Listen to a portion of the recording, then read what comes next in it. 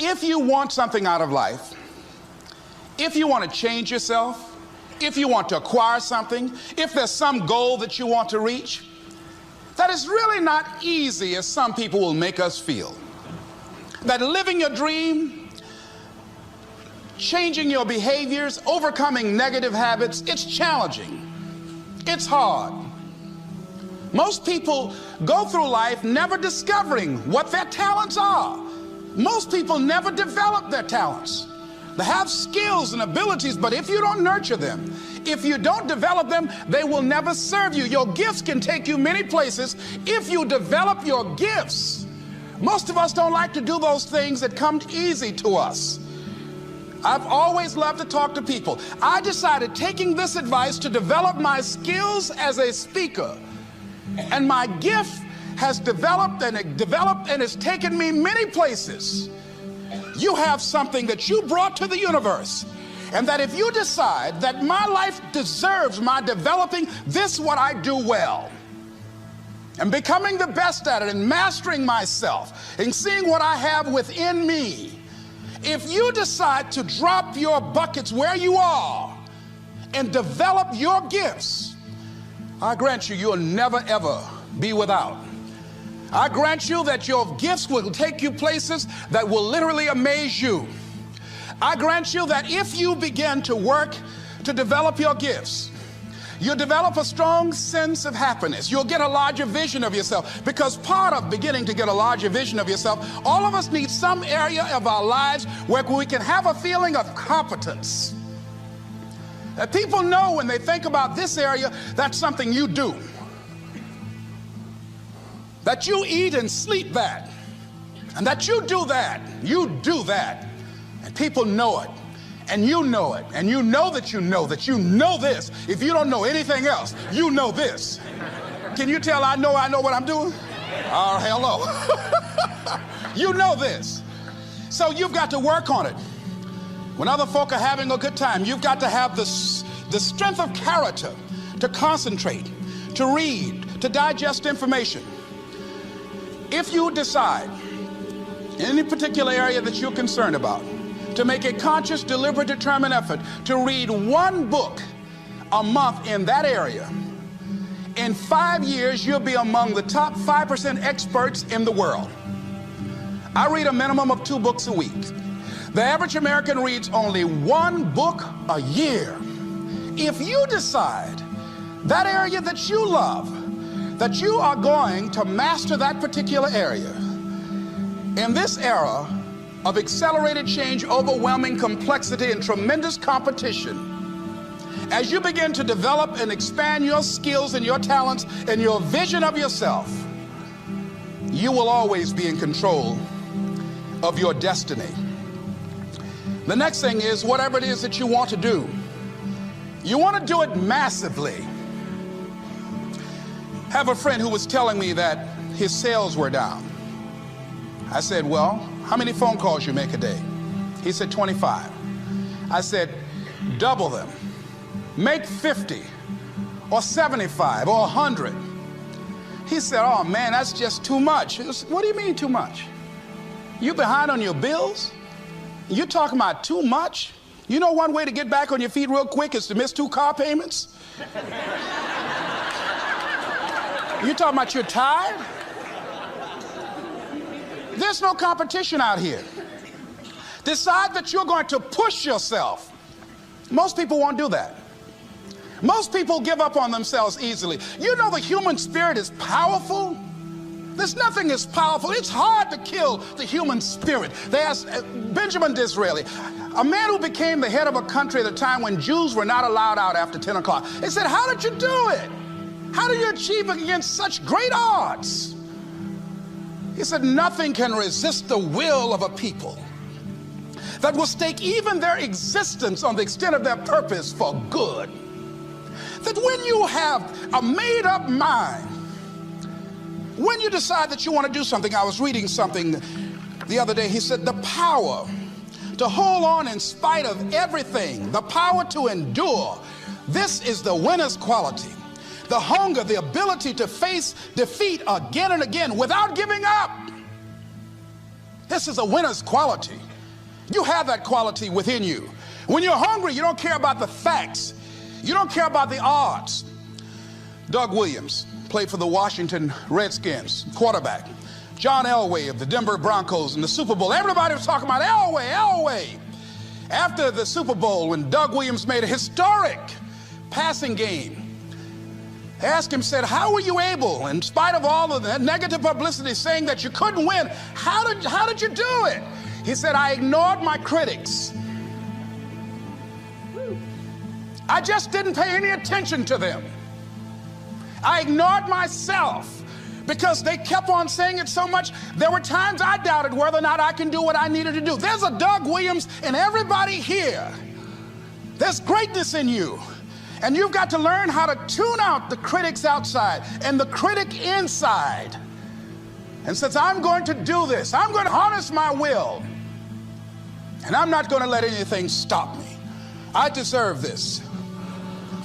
I'm going to do it until. And this friend, I told him, said, start increasing your calls. I said, I make 100 calls a day. I got a callus in my ear. My ear's kind of dark. You can't see it, but it's there.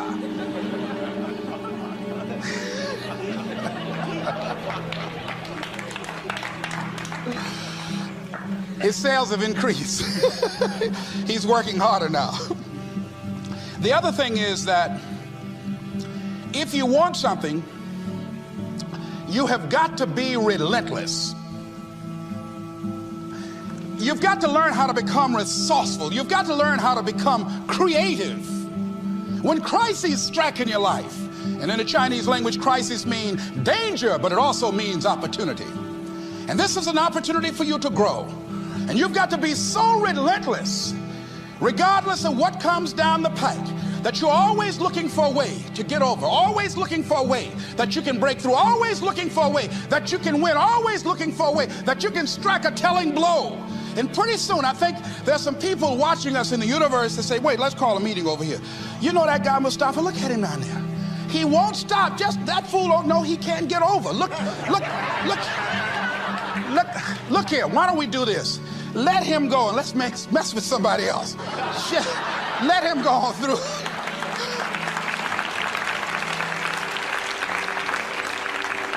Life will just get tired of whipping you sometimes. And just say, let's just let this one go. I believe this. Now, no one has told me this, but I just kept on kicking. I didn't have sense enough to stop. I was intelligently ignorant. I didn't know what I couldn't do. So I just tried anything. And the fascinating thing about life, because you can't get out of it alive, you might as well have a good time, you know? You might as well have a good time. Live your life with passion, with some drive. I was giving a seminar the other day, and I mentioned that I was going to do some training in August with some young teenagers and take about 100 away to a 2 or 3 day camp and wipe them out. Been working on this. So after the speech, one of the parents walked up to me and said, Mr. Brown, I'd like for you to do something for my son. He's not motivated.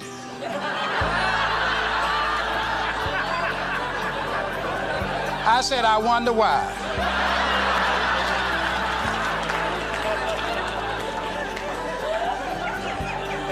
I wonder what's wrong with him. He had no fire whatsoever. See, what you do speaks so loudly, folk can't hear what you're saying. And so if you don't have any fire, you know, you've got to watch the people, the relationships that you develop. Have people of kindred mindsets. If you're around folk who are dead and negative all the time, they will affect you. You want people that are around you that have smiles on their faces, looking good. I was telling a group last week, Abraham Lincoln refused to hire a guy because of his face. He said, but the guy can't help it. He said, anybody over 30 is responsible for their face. If you have some depressing face looking at you every day, it affects your blood pressure. Keep these dead faces away from you. It's contagious. This is serious. So you've got to watch your countenance, watch your face, have an uplifted expression, watch your body posture. All of these things affect you psychically. You got to be the kind of person that you are fearless. Fearless. Folk leave fearless people alone. There's some people walk through a neighborhood and every dog in the neighborhood would bark at them.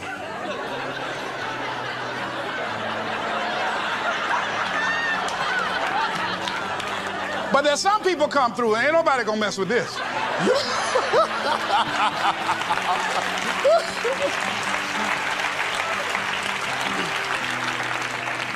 You are unstoppable. And because you are unstoppable, because you've got power that you haven't even begun to use yet, you owe it to yourself to release your brakes. How many of you had the experience of pulling out of your driveway and you mashed on the accelerator and the car was just going and couldn't move, and you mashed harder and it couldn't move, and then you discovered you had your emergency brakes on, and then you release those emergency brakes and it goes choo. Have you ever had that experience before? Most of us go through life with our brakes on, holding back, not giving all that we have, not sharing all of ourselves. Most of us go to our graves still holding on rather than releasing it.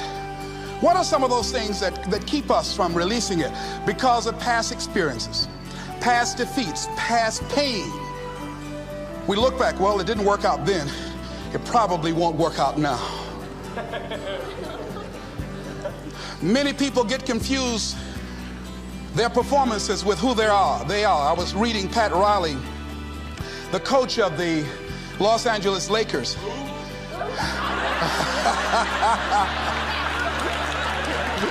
But you're gonna like this quote here. After the Trailblazers had blown them out of the water, and I'm sure he said this last night, they asked him, how do you feel? He said, tonight we were exposed for what we are right now. You see? That if my speech tonight doesn't work, it doesn't mean that I'm a bad speaker. It means that what I did didn't work tonight. And I've got to separate what I do from who I am. And I've got another shot. See, the last chapter to your life has not been written yet, and it doesn't matter about what happened yesterday. It doesn't matter about the things that you've done that you feel guilty about. If you wouldn't do it today, you're convicting an innocent person. You've been reborn to a new state of consciousness. And as they say, if we knew better, we would do better.